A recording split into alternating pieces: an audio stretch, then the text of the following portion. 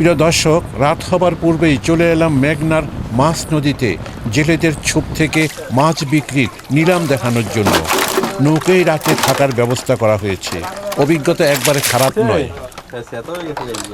ভোর 4:30টার দিকে ছোপ থেকে মাছ তোলা শুরু হলো।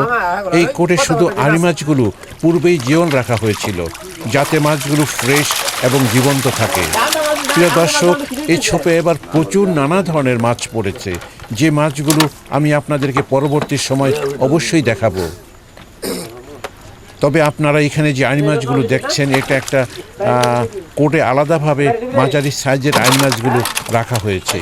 প্রিয় দর্শক, এখানে এই আড়ি মাছগুলো সাইজ অনুসারে বাছাই করা হচ্ছে, কারণ এই ঠিক মাছ যেখানে রাখছে তার পাশেই এখন এগুলো নিলামে ডাকা হবে এবং সেখানে ক্রেতারা অপেক্ষা করছে। তো চলুন আমরা চলে যাই এবার নিলামের দিকে।